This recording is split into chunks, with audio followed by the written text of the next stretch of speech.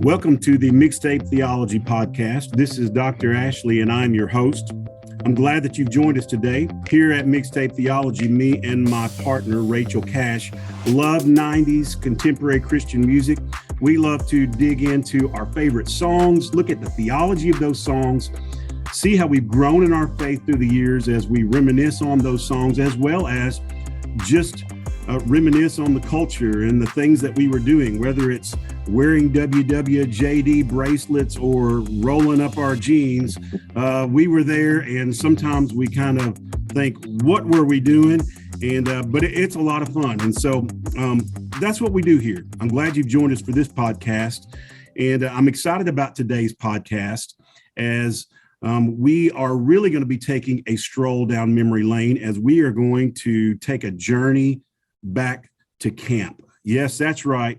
Back to camp. Now, I know that church camp is not strictly a 90s thing per se, but a lot of you have this common experience. So we found our tribe that all grew up in the 80s and 90s and early 2000s have a lot of these common experiences. So we thought it would be fun to talk about our experiences, tell some stories, what we learned, what we did right, what we could do better, and just take you along with us on this journey. I've got a couple of great guests today that are good friends of mine, and I want to introduce those to you, a couple of camp experts. So first I have Thomas Rose, and Thomas is a 30-year plus veteran of church camp. He has served as a camp worship pastor. He is on staff with Barefoot Republic Camp in Kentucky. Thomas is also an artist in his own right, a great percussionist and vocalist, worship pastor in church settings, and even Thomas, your stuff's still out there, Rose Factor. Back in the day, I used to know you as Different Shades of Red, and now you guys as the Rose Factor. Is that still find your stuff out there? Yes, sir. That's exactly right. All right, and Thomas serves in North Nashville. With the what's the name of the ministry that you're working with now, Thomas? Now called Dream Streets. So we're Dream Streets North. All right. And also for our 90s fans out there, Thomas even worked with artists. And this is about as 90s as it gets in a place called Rocketown. Some of y'all might have even heard of that. You know, we got a lot of Smitty fans, so they're going to know the name Rocketown. Thomas, thank you for joining us. And I'm really glad to have you here on this podcast. Man, so glad to be here. And just to think I met you at camp that many years ago, depending on when you came. So that's awesome. Thanks, bro. Yeah, I think it was about 19 years ago, man. So yeah, we're getting old. So I want to introduce our next panelist, if you will, or just my friend that I brought in this discussion, Mr. Gary Morgan. And Gary is on staff at First Baptist Church, downtown Nashville, but Gary has also served in camp settings and leadership as a camp pastor for well over 30 years himself. Got a lot of experience there, and so I know there's times when my own church went. Gary was our camp pastor, as well as I met Thomas as a worship pastor, and so. Gary, I've already made this joke before we started recording. You're kind of the senior one of us three, right?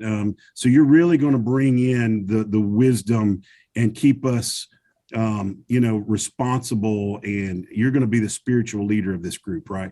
That would be true. That would be true. I often avoid the senior title. That means geezer is what it means, but I'm getting so old, I'm coming to just accept it. I'm not correcting on the Mr. Gary or Mr. Morgan anymore. I just kind of roll with it and go, okay, it is what it is.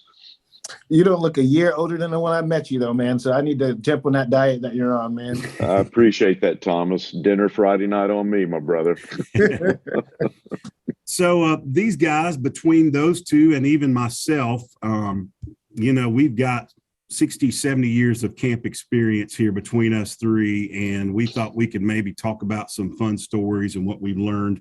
And it really doesn't get much more nostalgic than church camp. I mean, whether you're on the church van or the bus, the music that you were listening to while you were on the way, or the worship songs that really grabbed your heart while you were there. Something that, if you were a youth pastor, one of the challenges with your students, but the relationships, some of them good and some of them of the opposite sex that you made on camp, the PDA that was going or shouldn't have been going on at church camp. And of course, the sleepless nights, the worship, the crazy games, all of that stuff. So I want to talk about some of that, but, even on top of that, and maybe we'll just go right here first. It's easy for us to see camp. Sometimes we talk about the camp experience, the camp high.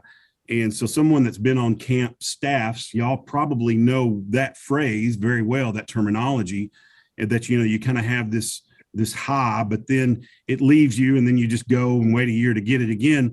But the reality is a lot of people come to know the Lord like as a believer for the first time. That's their testimony. They find Jesus at camp. You guys seen some life changes through the years?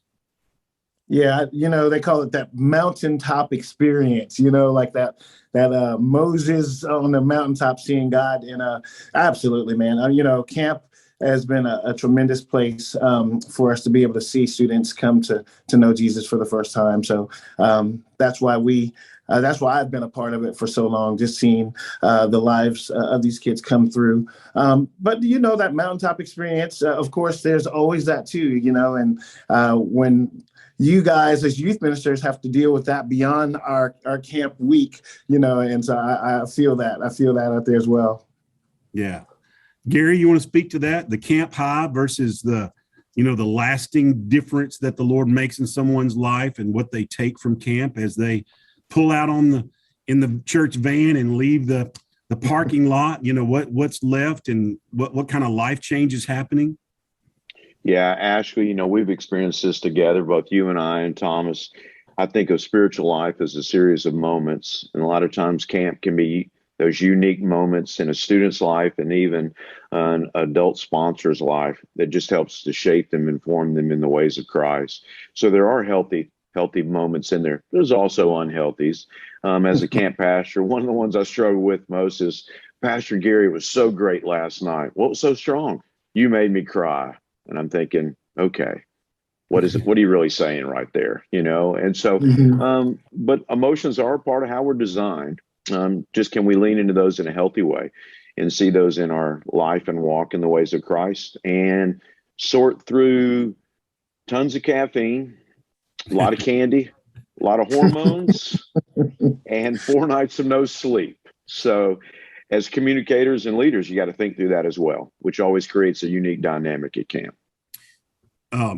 Yeah, that's great, Gary. You mentioned the caffeine. So I have never been on staff at a church camp as y'all. I've been there as a youth pastor or a student, but I have always been amazed by the staff. Like, it seems like if you work at a church camp, you are up at like 6 a.m. and you go to bed about 1 a.m. And they have I don't know how they do it all summer. Like I really don't know how they do it. I mean, is that true? Like what I'm thinking, they're only getting 3 or 4 hours of sleep a night. Is it even possible for a whole summer? Yeah, quite a few do that. That was always a struggle for me. There had to be some sense of healthiness. I used to have this ridiculous phrase, I got to come into camp and gain weight like I was an athlete, which I am not, So there's had to be some sense of healthiness there in order to maintain, because you do rock it. You go tremendously hard. For me, it's not even those hours of no sleep.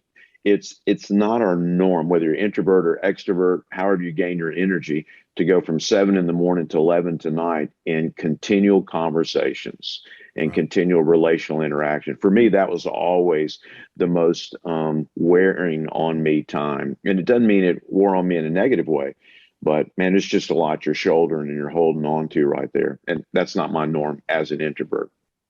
Yeah. Yeah, you do come in with that juice at the very beginning of the summer too. Like, you're pumped and ready as a counselor. And for us, even for worship, most of the times whenever we were doing stuff, I always had new people that were playing with us. So on top of that schedule, we had to have late nights of rehearsal, just to kind of pull off the night by night situations. And so, but it did wear on you towards the end of the summer. But definitely, it was something that is a part of camp life. I think when you walk in, if you're not introduced to that, you have a rude awakening real fast. And then everybody handles that differently. And so that, that kind of determines the dynamic of that staff even for the summer. But it's tough, man, for sure. Hey, Ashley, that's where I first met Thomas, late night. You remember Thomas? Oh, North yeah. Greenville College. And I walked in the auditorium, and the band is doing rehearsal and sound check, probably 11:30 or 12 o'clock. And I remember sitting in the back. I'd talked to Thomas on the phone, but never face-to-face interaction. I knew there was going to be a height difference from 5'7" to 6'4". But man, we were late night hanging out. And I remember one of my greatest moments not only was meeting Thomas, but man, just 12 a.m., 1 o'clock, those guys rehearsing, just soaking in what they were doing. So the hours are funky, and you've got to be able to understand those going in. Well, and of course, a lot of people listen to this, they might not relate to that, but I mean, even just going as a student, but it's kind of like a week-long lock-in. Like, students love lock-ins, and they just kind of, you get a natural high. They just go and push. And probably when they get home, they just crash. I mean, just because you get in your dorm room or wherever, your bunkhouse at 11 at night, doesn't mean usually they're not going to bed then. I bet there's some late night student stories, just acting silly and probably a lot of stuff we couldn't even tell, stuff that goes on in boys' rooms. Oh no, never. There's kids, they go straight to bed, bro. Yeah. Yeah. And if we think about that for staff, I think about that for students as well. Probably camp, we hadn't gotten into the unhealthy parts of camp yet, but unhealthy is probably for family relationships for the next 2 or 3 days when they get home, because they're all worn out. Yeah. One of my favorite is a coffee shop at a camp. And I'll never forget a student at 10:50, he ordered a 4-shot latte. So 4 shots of espresso. It was 10:45, Ashley. Yeah. And I thought, oh my, I'm glad I have no part of that as one of their sponsors. And so the kid takes off with his caffeine and his coffee. And I look at the barista, and she said, I gave him all decaf, Gary. It was all decaf. It wasn't real shots. I'm like, you go, barista, you go, and so craziness. Hey, going as a sponsor or a youth pastor, I mean, I'll tell you what my secret was. And this was a lot of times frowned upon, but they would, they want, if you're going off to activities, and depending on the camp you go, it could be called a track time or a breakout thing. And dude, I went back to my room and took naps. Like, I know that, like, we need you youth pastors taking pictures and with your kids, and I'd be there for about 10 minutes so they could see me. And then I was taking a nap. So that's how I survived many camps as an adult, sneaking off and getting. So some of you youth sponsors and people that are still working with the youth group now, that's my advice. You can make it, just sneak off and take a nap. Well, and that's part of, the evolution from probably us going into the camp world at the beginning towards the end. Now there is actually, thinking through the healthiness of it, times where us as a staff for camps create like this time for our counselors to actually get away, to get a nap, or to have kind of some private time to get away, because you really can't do that for 6 to 10 weeks, nonstop. And so that was some of the, progression of seeing some of the things we've learned from the old school days to what camp looks like today, so. Yeah.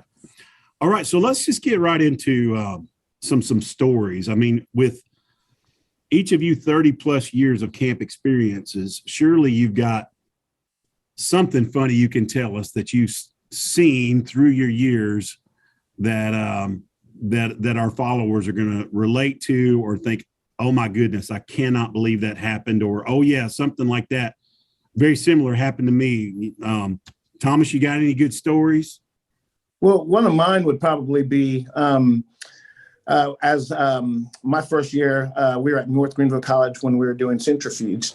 And the story that sticks out to me is, at that time, my band consisted of my girlfriend, but I couldn't tell anybody that that summer because, we had to be careful about, just like it was really about these kids in all reality. But she's an amazing singer, songwriter. And I just remember for us, she had a roommate. Okay, I'm going to go with this story. She had a roommate that was the Messy Games track leader. Ashley, you remember Messy Games, any? Oh, yeah, man.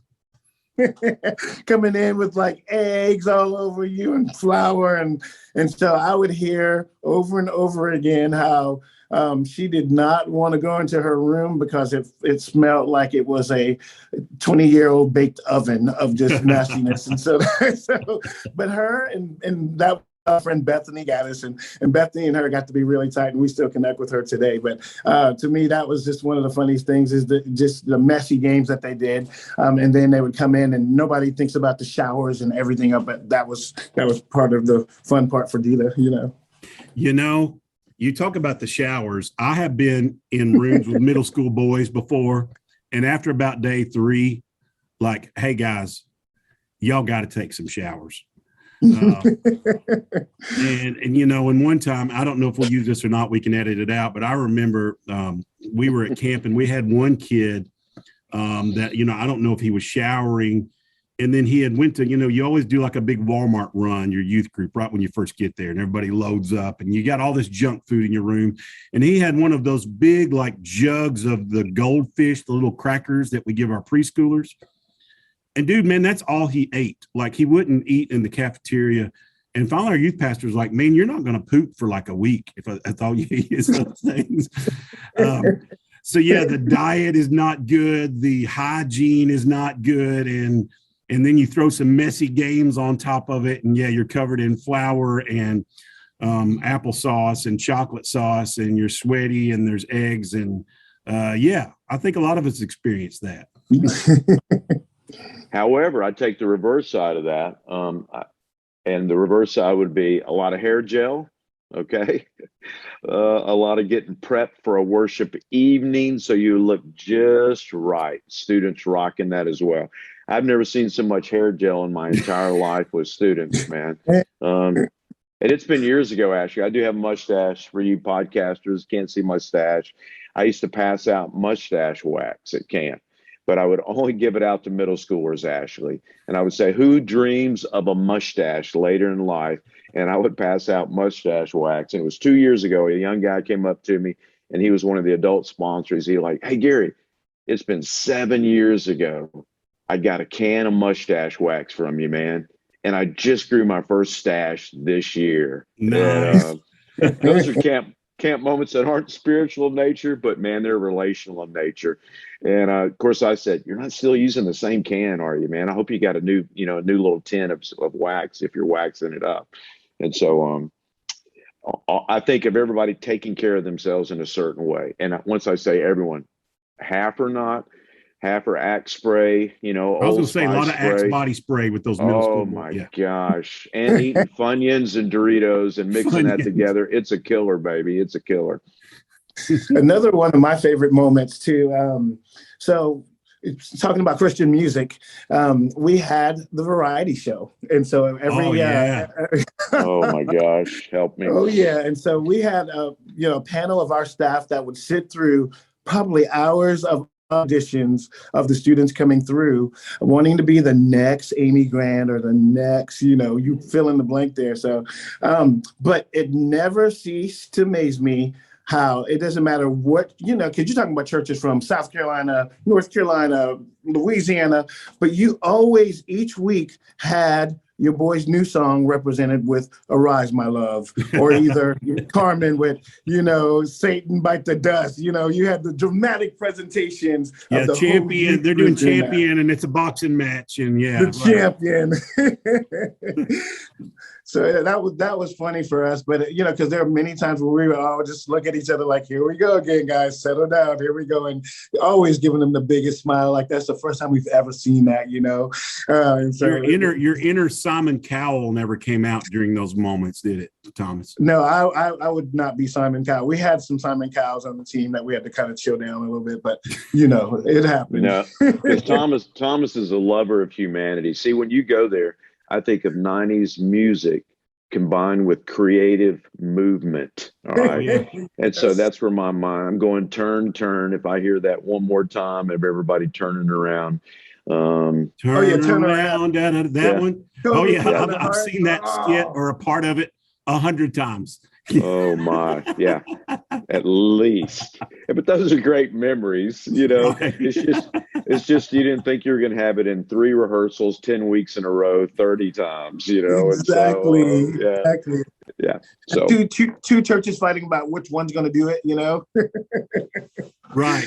Can you join together? That is fantastic. The interpretive movement, we talk a lot about that in at Mixtape Theology. We make fun of that. When in the 90s, we were doing we would learn sign language for hymn songs or, me and my wife, actually, this happened 3 nights ago. There was a Michael W. Smith song in the mid 90s. He redid the Lord's Prayer, and it's As It Is in Heaven. And my youth group, we learned the signs to that. And so my wife and I, we got an 8-year-old. I said, Alexa, play Michael W. Smith, As It Is in Heaven. And 25 years later, me and my wife nailed it, man. We were our Father, and my daughter was like, what is going on in this living room? And we laughed so hard. Yeah, it was good memory. I'm trying to weave through The Great Adventure right now with Stephen Curtis Chapman, because that was one. I have no idea what year that was. That's tons of years ago. That's about 91. That's one of my favorites. Yeah. Yeah, I can remember doing that. I just went and saw his 2 sons' Colony House a couple weeks ago, but I can remember doing camp with his sons before they were Colony House. They were called Caleb. And I'll never forget one of the worst moments of a youth minister's life. He said to Will and Caleb, Stephen Curtis kids, hey, can you do some of your dad's songs instead of your own stuff? And I'm like, oh my, come on, buddy. He's like The Great Adventure? I'm like, oh my, great song, but we're not rocking it right here in 2015, my brother, and so. Hey, I can tell you, my partner, Rachel Cash, she'll take great offense to what you just said there. So. Will she? Oh my, okay. Ashley, I thought when you said hands, I thought you were going to go to handbells at camp. I've never seen handbells at camp. That would be more like 1970s, right? Yeah, that's when the youth ministers left the church and the music pastor is now filling in, and he brought the handbells in the bottom of the bus and pulled those babies out. Yeah, I've experienced that before. Yeah. Great. Oh my. Okay. So Gary, what about you got any great stories of something goofy you saw a kid do or an experience that comes to your mind thinking about this? So many, Ashley. I'm trying to think of some that you can stay in. One of my favorite terrible good moments was before a service.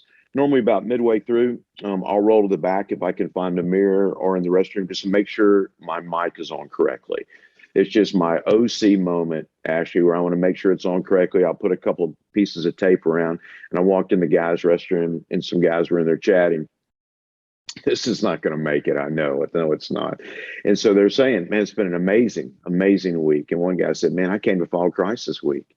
And the other guy said, really, what happened? So he told about how he'd exchanged his story for God's story and given his life to Christ. And I'm just putting my mic on. I'm thinking, this is great. And then all of a sudden I see a hand go underneath the stall. And one of the guys actually says, give me 5. And I'm like, this really isn't going to happen. Students are talking to each other in the stalls, and they're giving each other. So they're sitting on the toilet. And so talking there about their spiritual journey. I'm just looking in the mirror, put tape on and I turned around. Another guy said, all right, here's your 5. And then the other guy said, give me 1 back. And I just walked out of the restroom, man, thinking, thank you, Jesus. They come to know Christ, but they just low-fived while they were sitting on the toilets, man. I'll never ever forget that moment. And, I didn't even want to stay to see who they were. I didn't want to know who they were, but that's one of my greatest moments ever at camp. I know it's not going to make the cut, but it's a good one. No, I think that might make the cut. We get a little risky every now and then. I think that's going to be hard not to use that, man. Oh my gosh. Ridgecrest, North Carolina. Great moment, man. In Aspen, they call it. Thomas has done many in the evening playing in Aspen in there. Yeah. Mm-hmm. So, Thomas, you got any more good stories you can think of, memories? I had one I was teetering on, but I'm going to pass on that one. But no, I think I'm good. So.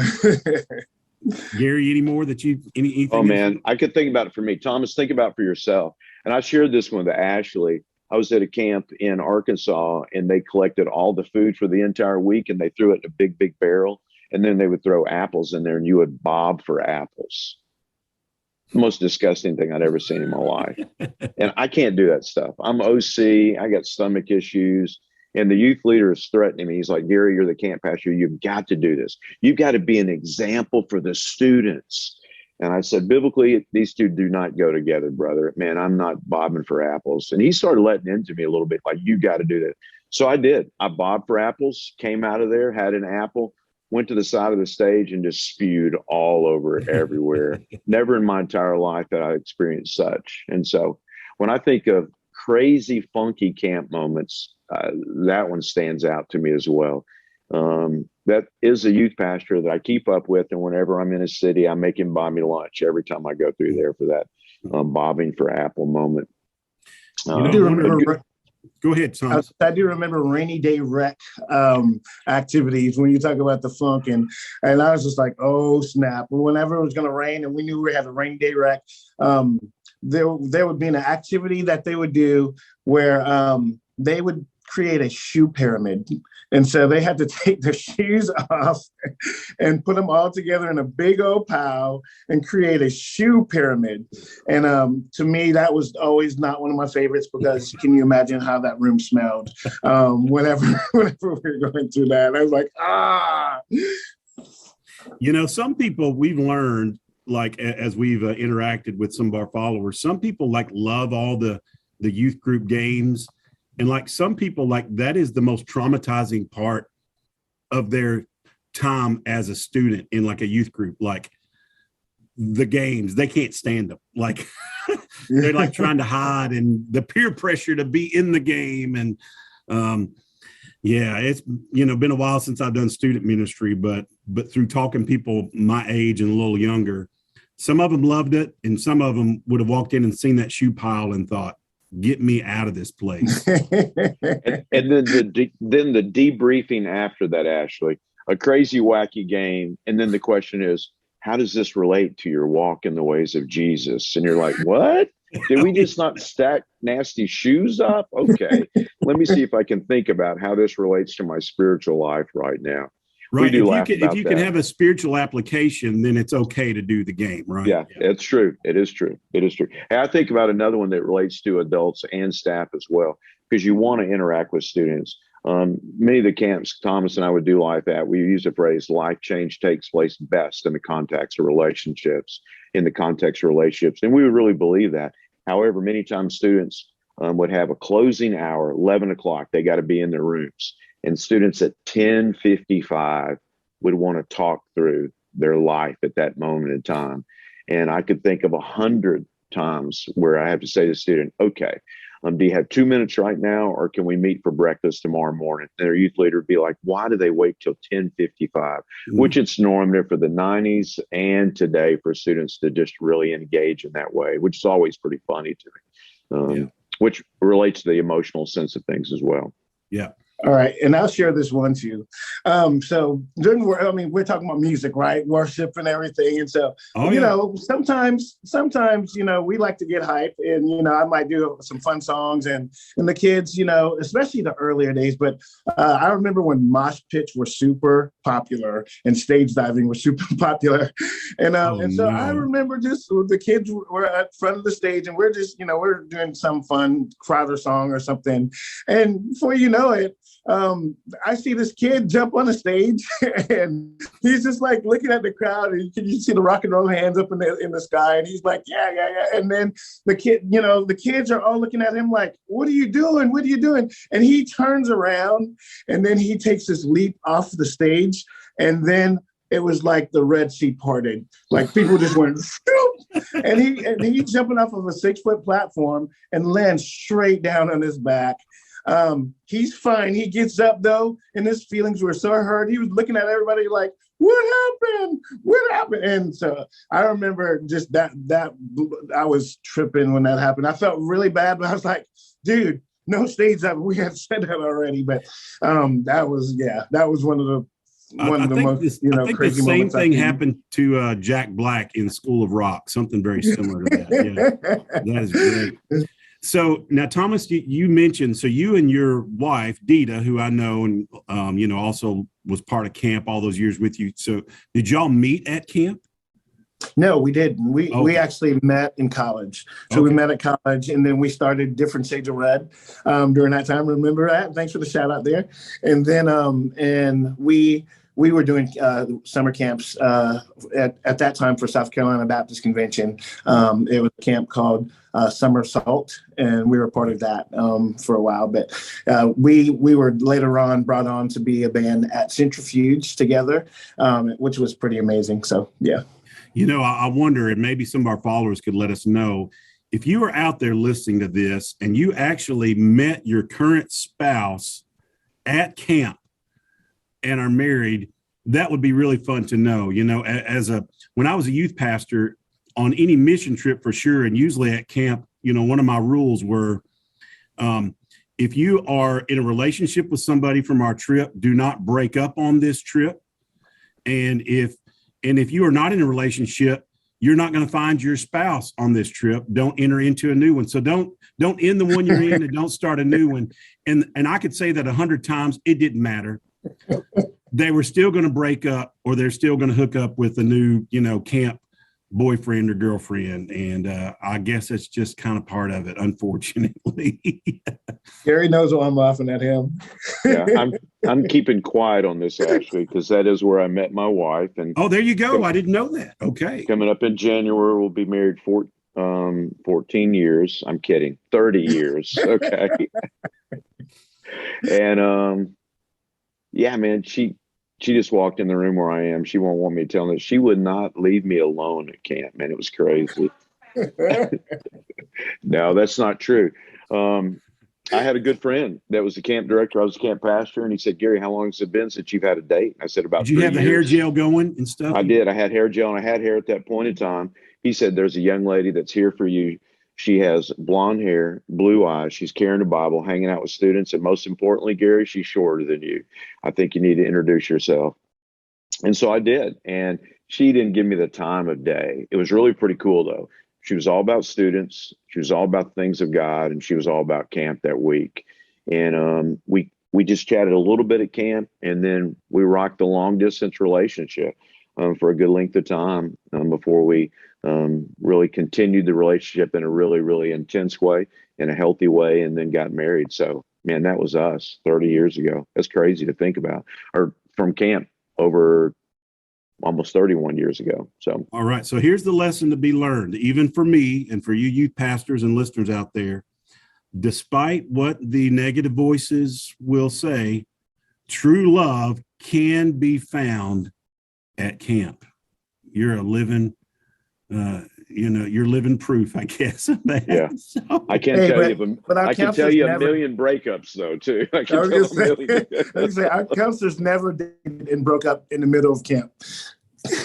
Oh, I haven't even thought about that. The counselors having crushes on each other. I guess that was another element that I wouldn't even. And they probably had to keep that secret, or the student,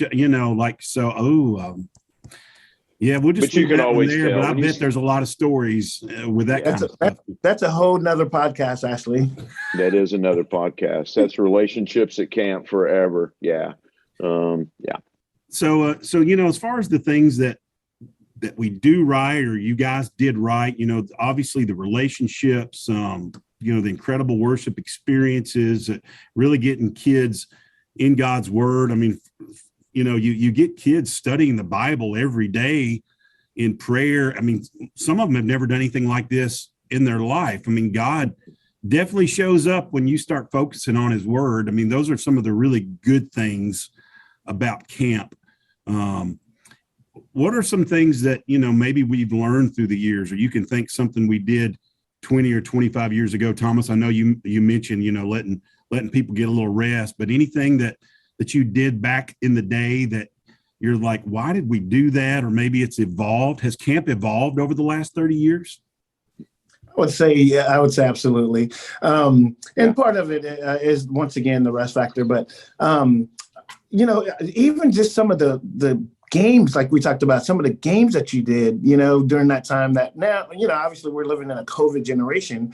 So it's a different story there. But like, what in the world were we thinking with, some of the stuff that we did? As Gary talked about with the bobbing for apples, but I'm thinking through some of the messy game stuff that we did as well. And so I would say, that has changed a lot. And then, I think we're just better, strategically now that we're able to back and see where we've messed up, where we've kind of just burnt people out, because it is a week of just burning out, and then and there's no recovery time. And so creating those opportunities for people to have recovery time has been there. And then also, when you're at camp, you don't think of this element a lot when you're on staff, but spiritually, you're pouring out. Earlier in the days, we were pouring out, and there was hardly not much pouring back into. And so I think through things like Fuge has done, that they'll do a Christmas week, which is basically a week where the staff is actually pouring into each other with scripture, with gifts, and just some different things like that. And then they actually get away and do a retreat. I thought that was really a strong way for you to keep camp morale together, and your relationships fresh, as well as just some rest there as well. So that's one of the things I think of. What about you, Gary? Has camp evolved? Is it better? Yeah. What have we learned? I love how Thomas says strategically. I think intentionality of students learning healthy rhythms of walking in the ways of Christ at camp, and how they can look in their daily lives when they get back home. But even more than that, I think about leadership, how they come alongside students in those rhythms, and that they come alongside well at camp, but really process into how do they do that in a normal rhythmic way when they head back home. That's, for me, has been the evolution of that. It's not just based on the platform. It's not just based on fun, not just based on how many apples that we've gotten out of a bin that's, full of junk for the entire week, but really, what are those rhythms and what do they look like? And biblically, not just looking at things in a small way, but looking at them kingdom minded. What does this mean for us as kingdom participants in God's family? And for students to really, really grow in that overarching purpose of what it means to be in God's mission. Sometimes I think in the younger days, we were so small focused, and we can only do so much. But as a friend of Thomas and I, we did many years of camp with, James would say, you can't do everything, but we can't just not do anything at all either. We've got to really be engaged, purpose oriented. We got to be a sense of belonging. We got to be in community, and let's do this together. Those are the things that I've seen intentionality with students, and then resources for students coming out, and just the engagement in that.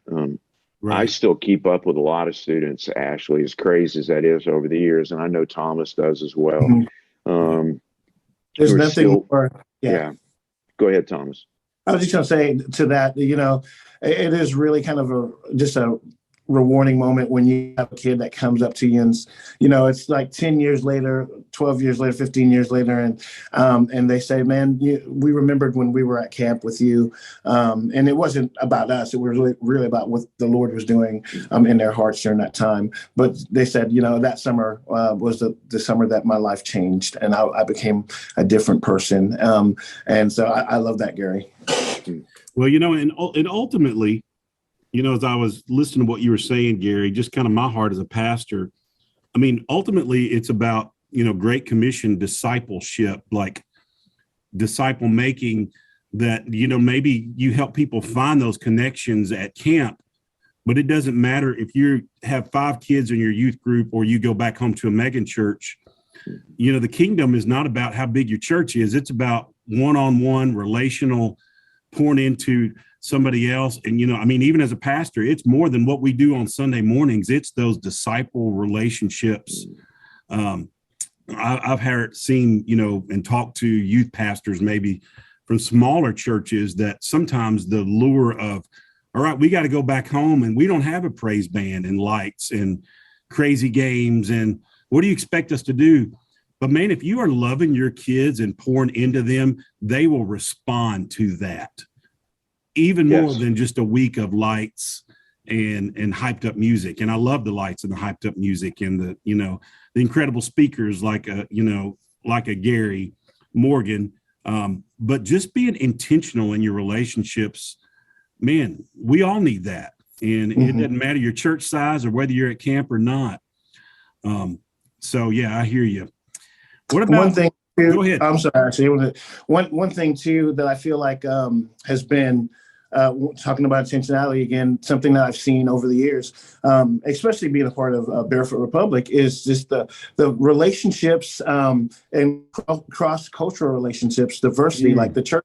I feel like diversity is, camps are way more diverse and purposely trying to be more diverse now because our world is more, it's not more diverse, but we're more aware of that now. And so I see that as well. We're a part of that with Fuge, where they said, hey, how do we become more like heaven? How do we look like heaven? How do we make this place like heaven?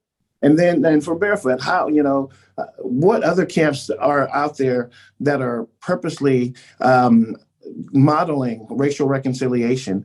There aren't many, but I think through Barefoot, what other churches and what other camps are starting to look and do is become aware of that. And for me, I went to a camp one time, and it was with the Southern Baptist Church, but I was the only African American there, and so it's just like, oh snap, and so for me now to look at what camp looks like compared to when I started, something years ago, I've seen, relationships flourish, and I've seen the wall of racism fall through the body of Christ through church camps, which is pretty amazing.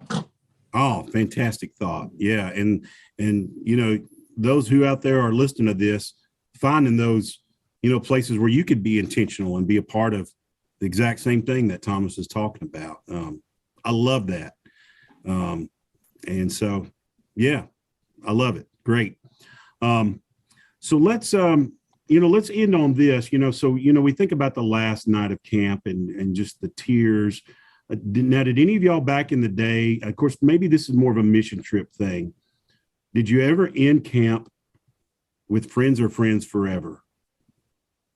The one camp that I went to in 90, whatever, what that was, that was my first introduction to Friends Forever, Michael W. Smith and us. And actually, it wasn't camp. It was a ski trip. We're on a bus, and all of a sudden, everybody breaks out in this song and starts crying. And I'm like, what's going on here? Backing up the dream God planted.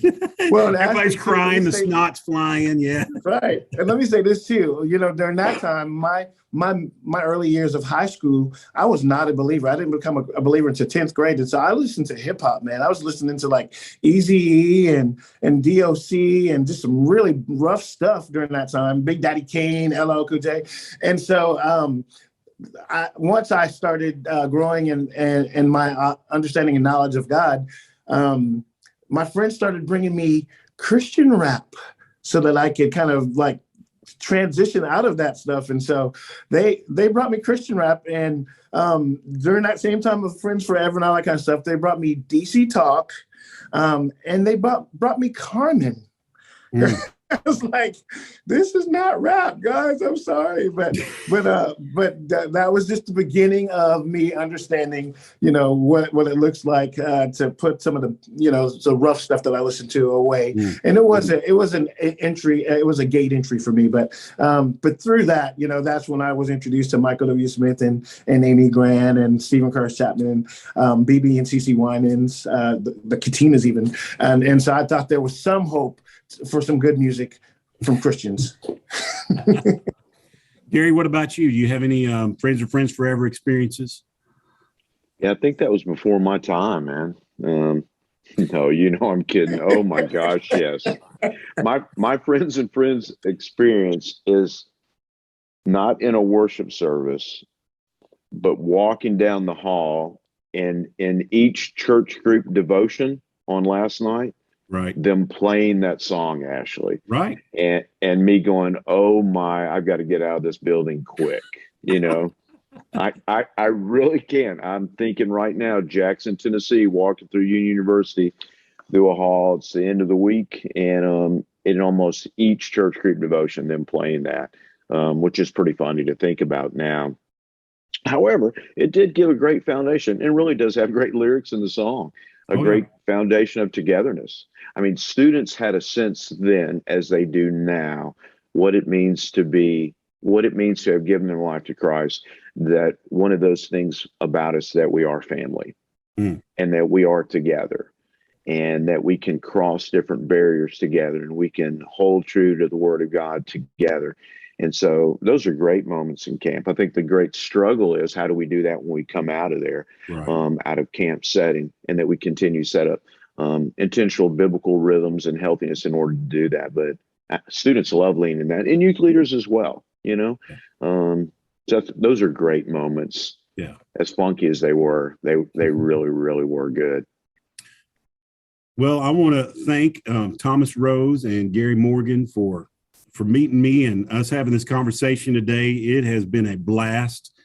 I hope you, our listeners, have enjoyed this journey to camp and have enjoyed some of these stories. Maybe they've brought up some good memories that you experienced. Maybe this caused you to just call somebody up from the old youth group and say, man, remember when this happened? Sometimes it's just fun to talk and reminisce.